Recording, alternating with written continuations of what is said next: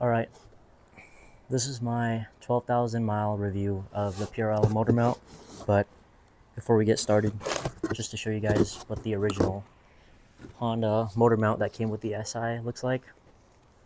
This is it right here. Pretty straightforward.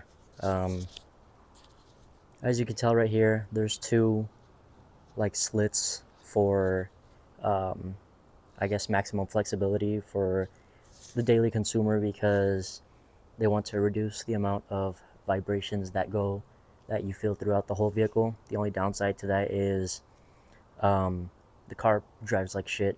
If you have ever owned or driven an SI in its stock form with an aftermarket tune, that increase in torque definitely requires a stiffer motor mount, which I luckily found out about these and got one pretty early on. But the reason why I actually got the motor mount was for a completely different reason, but I'll get into that.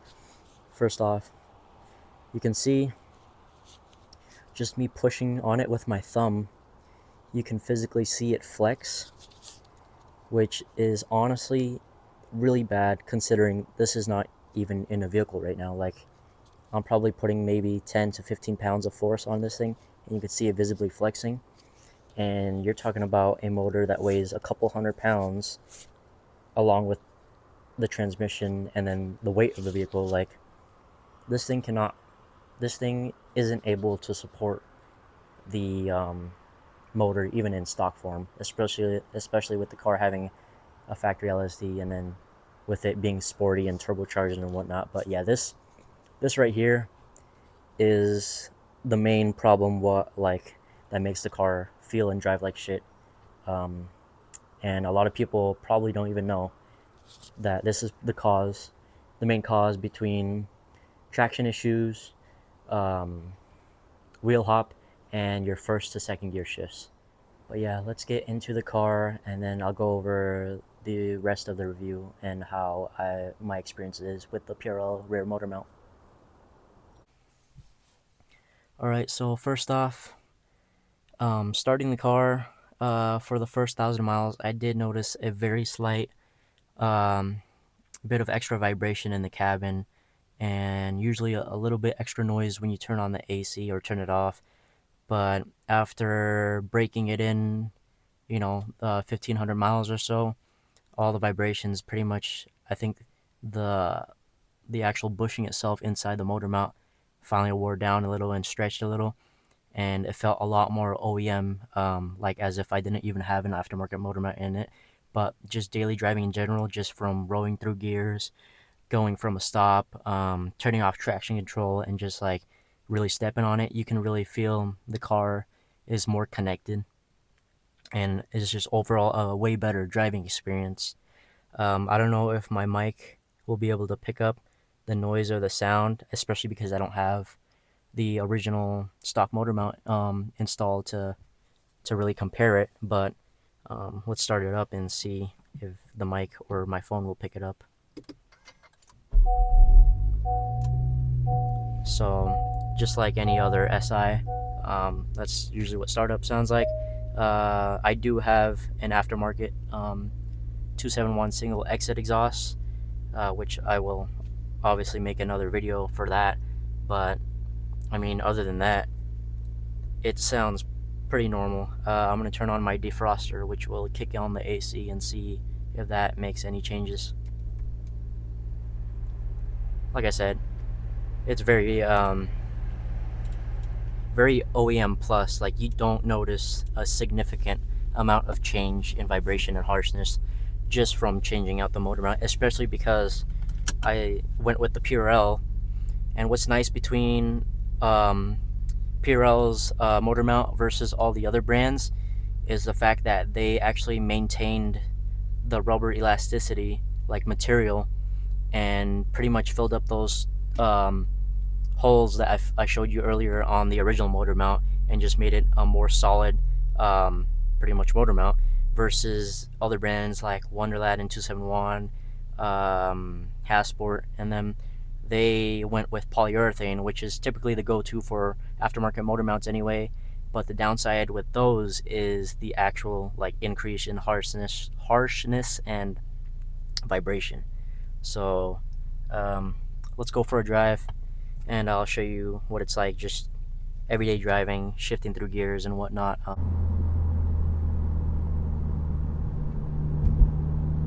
So yeah, just driving in city streets, pretty normal. There's really no extra noise or extra like cabin noise or vibration coming through the plastics or anything like that. At least I've never noticed any with this motor mount. But overall, like I said, you just feel the road a little more, and your steering inputs feel more accurate, and just hard shifting in general feels a lot more smooth, and like you're actually pushing the car forward versus before. There was a lot of rubber banding where you can physically feel the motor and transmission move back and forth, and it was getting to the point where you could literally hear a loud thunk from the back of my motor hitting the firewall inside the engine bay. And that was usually from either hard launches or just driving like really hard and shifting close to red line, like up in the higher gears.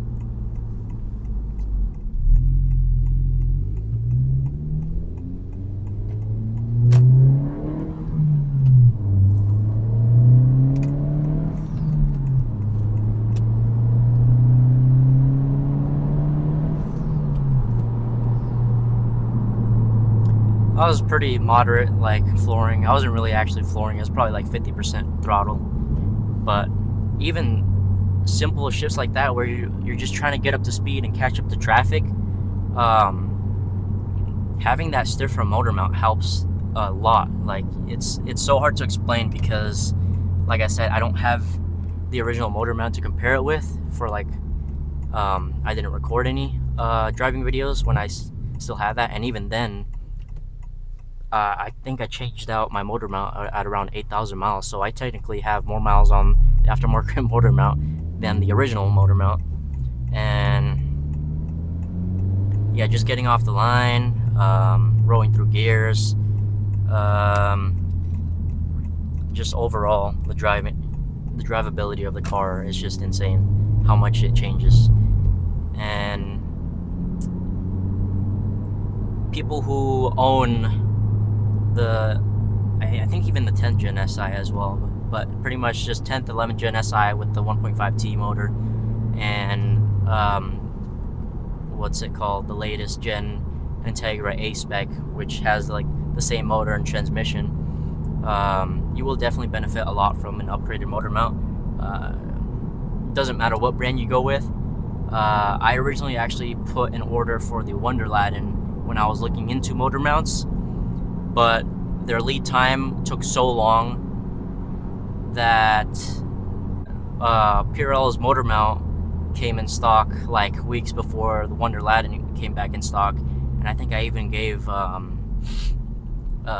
company a call to see like where they were at with my motor mount, because I had put in like an order for them for 1 or 2 weeks, and I was just waiting and never got a shipping update. So eventually I looked into other options, and that's when I said, like I said, I saw PRL had theirs in stock, and I think they also had like a 5 or 10% sale going on. So I was like, all right, I'll just get this for now, and maybe switch it up later on if I don't like it. But so far, like I said, I've been driving on this new motor mount every single day since 8,000 miles, and I've been loving it a lot. I'm gonna see if I can do a hard launch from here. Not a hard launch, but just a spirited launch, I guess you could say, just to show you guys like there's almost no wheel hop. But my wheel and tire setup also has something to do with that.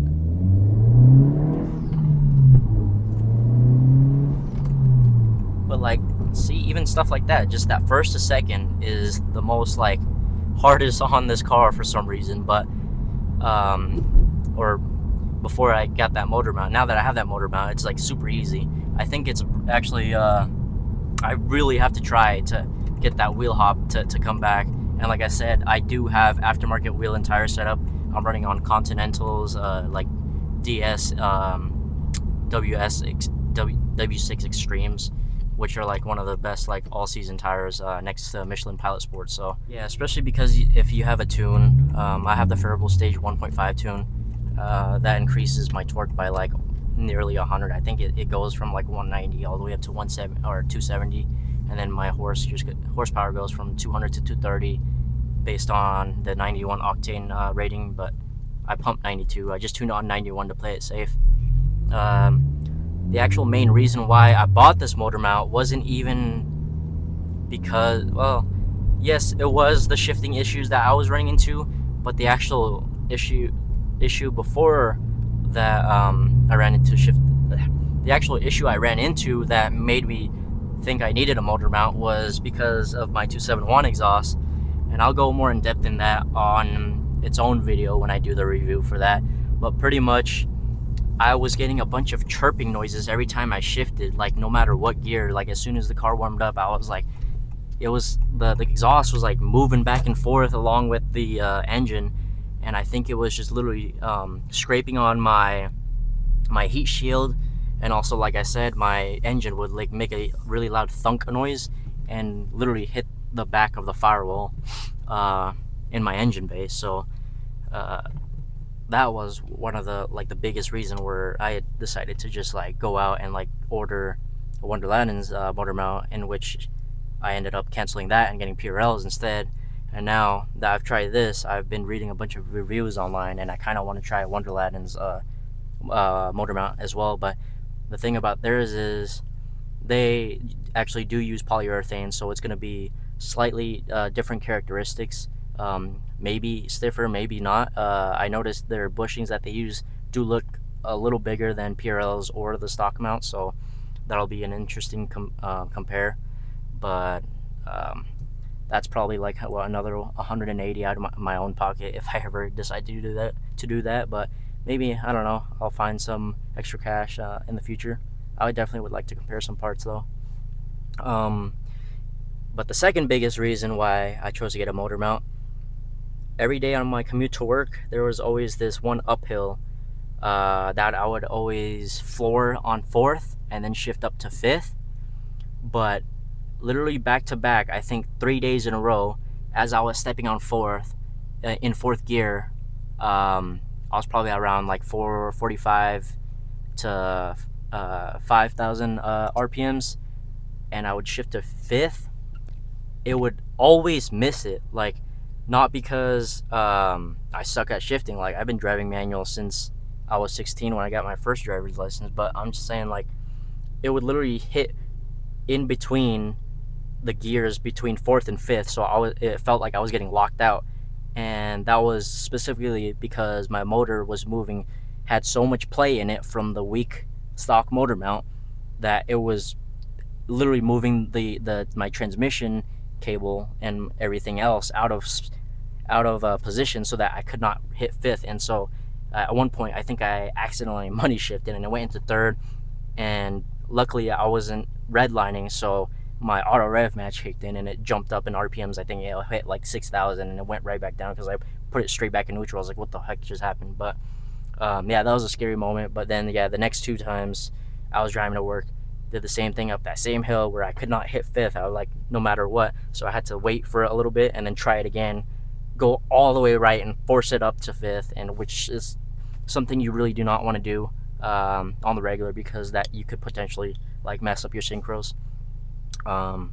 But yeah, after that I was just like, all right, I gotta look up this issue, like see, look up on the Honda forum, see if anybody's dealing with the same issue. And it seems like the consensus was the rear motor mount just sucked from stock. I don't know why Honda made it so weak, especially for like the second highest trim. Like, this is a sporty trim compared to the base models or the Tourings and whatnot.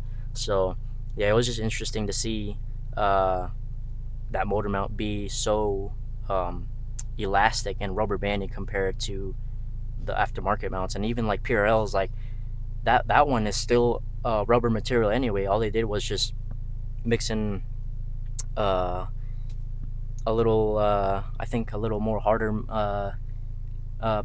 material, and then fill up the gaps so that there's less play.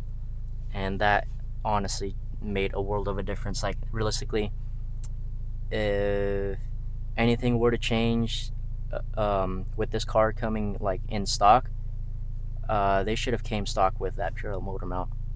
and then everything else, like I understand like the tune and all that, like you can freaking buy aftermarket setups and whatnot. But realistically, I feel like the biggest downside was that weak motor mount, just stock daily driving day to day.